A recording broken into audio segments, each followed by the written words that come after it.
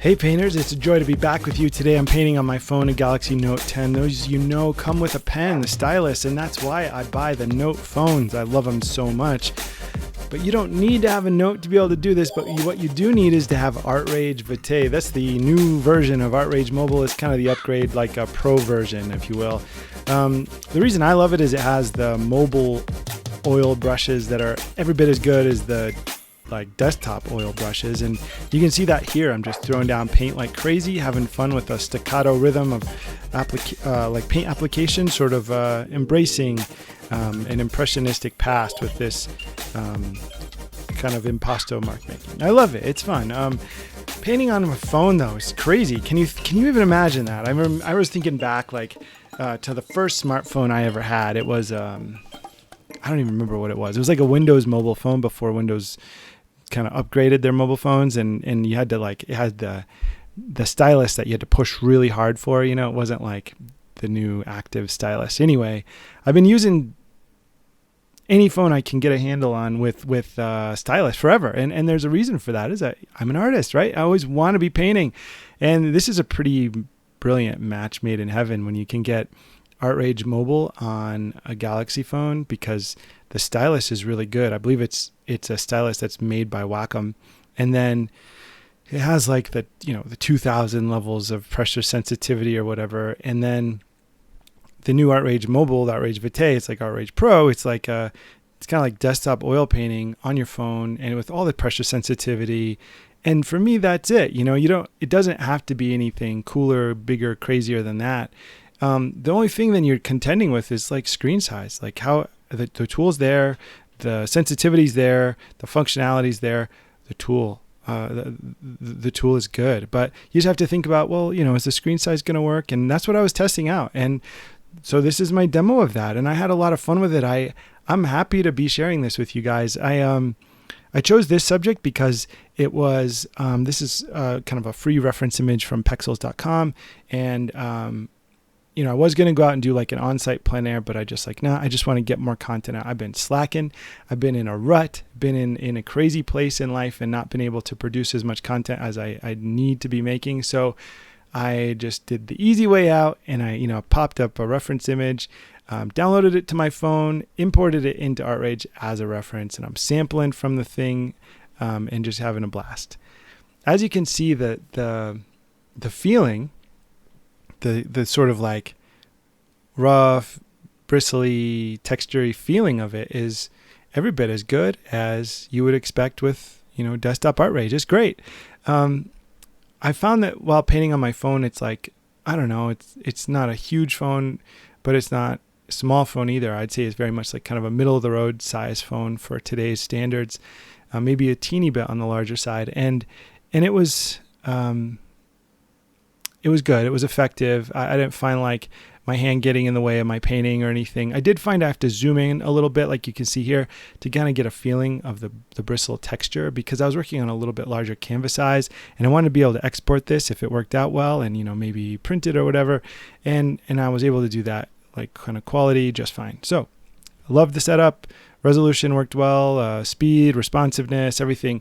I've done an ArtRage Vitae review painting on the iPad, and that worked great, and that was awesome. So I thought I should try Android as well. So here's the Android version. It works just as well. It works just as fast. It works just as fluidly as it does with iOS. So that's great news. And there's no difference between the features. So should you have an Android phone and an iPad, you can use both and have no you don't have to alter your brain to what are the key commands or shortcuts or whatever. That all just works the same. And that's awesome. The one thing I don't know is I haven't gotten out my Chromebook to test out how that works, or if there's keyboard commands, because that could be really cool. Because if you own a copy of ArtRage or ArtRage Vitae on Android, then you also have the same, on your account, if you download the same app on your Chromebook. So then you could have ArtRage on your Chromebook. And I wonder, because I have an XP pen tablet, which you can find a link to in the description, and that one not only works just instantly, it's plug and play on a Chromebook, but of course it also works on the desktop, which is what I use it for all the time.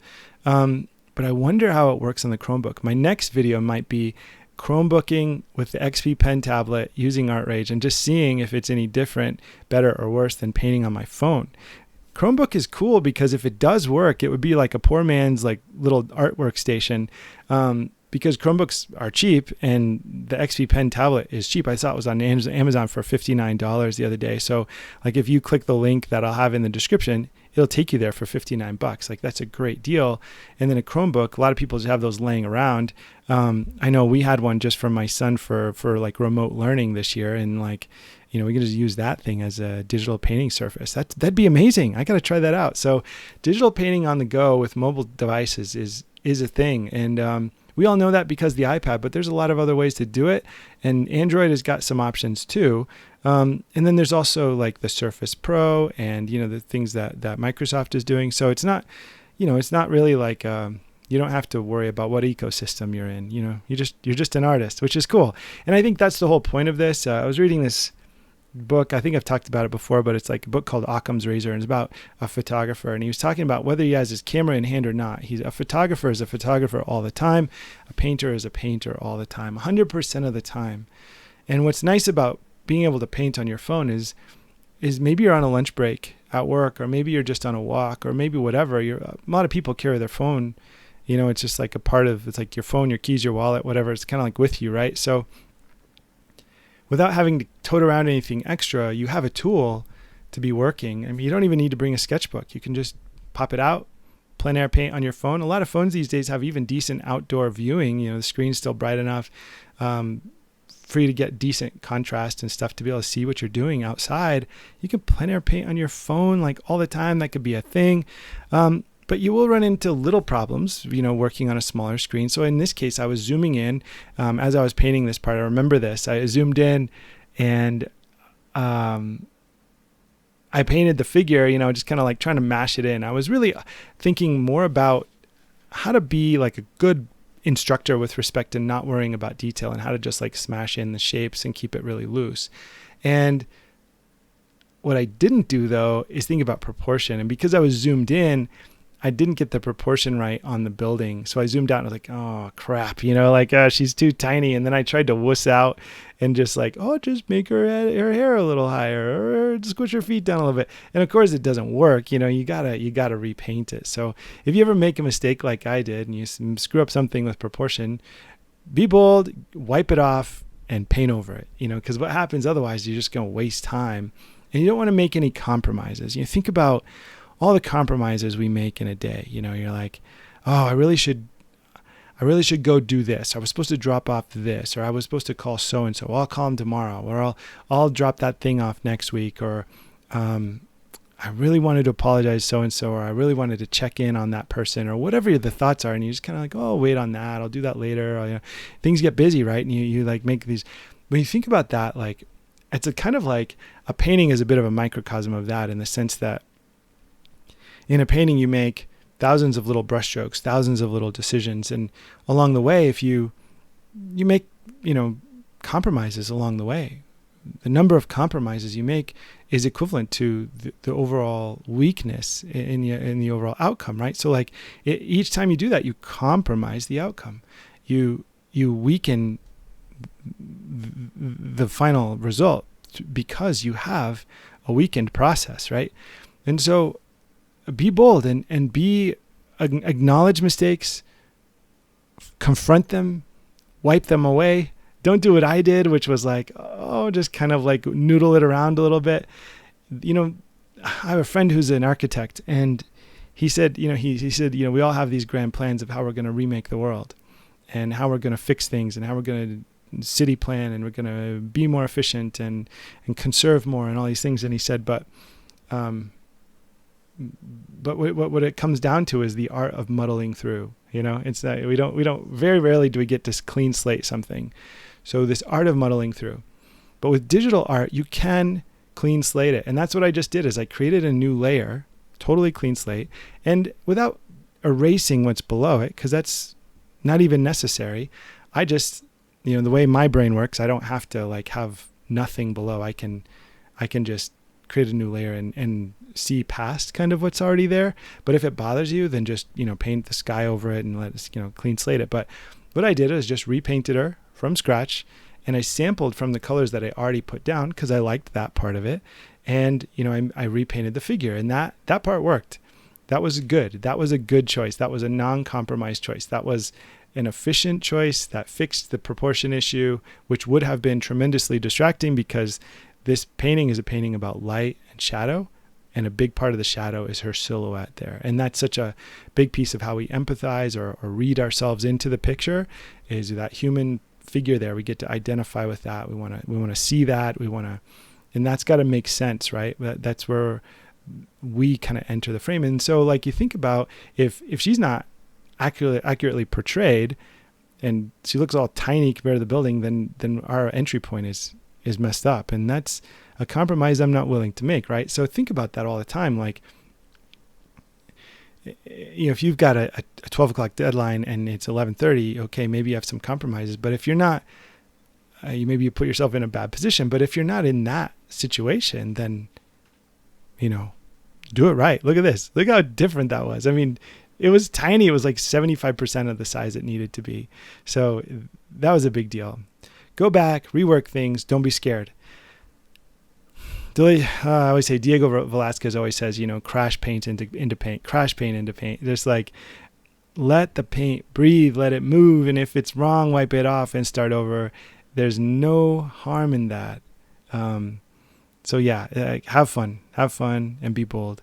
It's digital anyway, right? You're not wasting paint. The only thing you're wasting is time, if you make a mistake, and it's our hobby time. It's our leisure time, for a lot of us. And if it's your professional time, that's a little different, right? You're on the clock for money or whatever.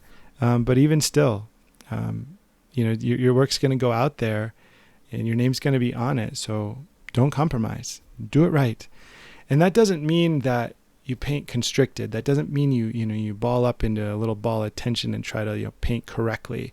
What I mean by that is, if something's not reading right, if it's not feeling right, get back in there, work on it. And that's what I was doing with the way that it just didn't feel like light was coming through her hair. It just felt like her body was kind of lumpy, and it felt like there was no dimension or form to the face, and I didn't care to get it exactly right. I just wanted it not to be distracting. This was a little quick demo while the whole family is watching TV, and I'm like literally painting on the living room rug, just laying on the floor and just on this cozy rug, and I was just sitting next to the dog and just painting, and so this is a completely not serious painting. This is just me saying, well, how does this tool work? And what does it feel like?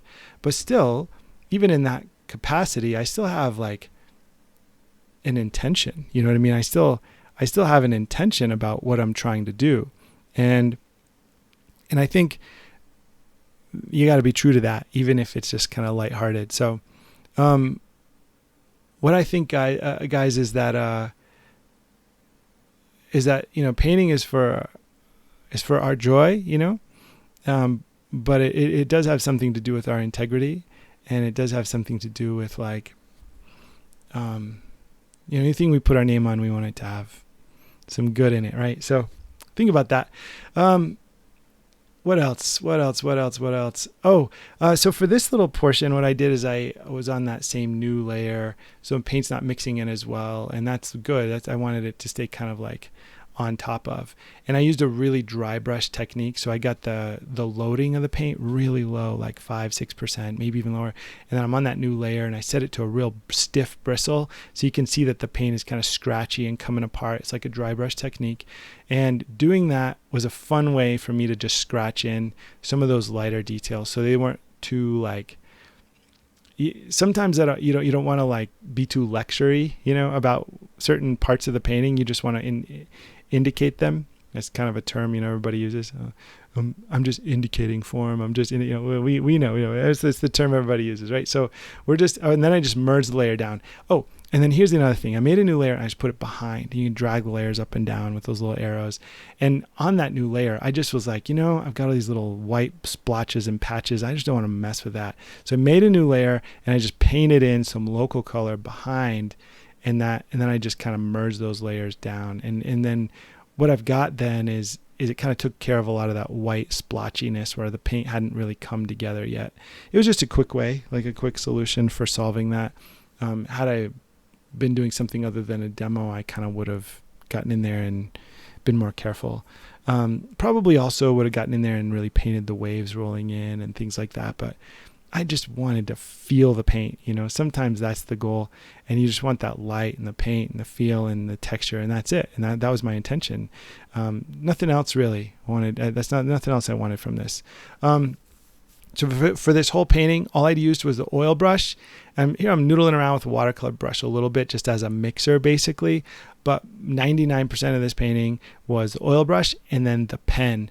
And you can see the pen here. The pen is good for making like really fine marks. And you can get those marks with the oil brush too, but it's just easier with the pen. It sort of like stays on top. Imagine like a gel pen or a paint pen on top of an oil painting or on top of an acrylic painting. And that's sort of how that works.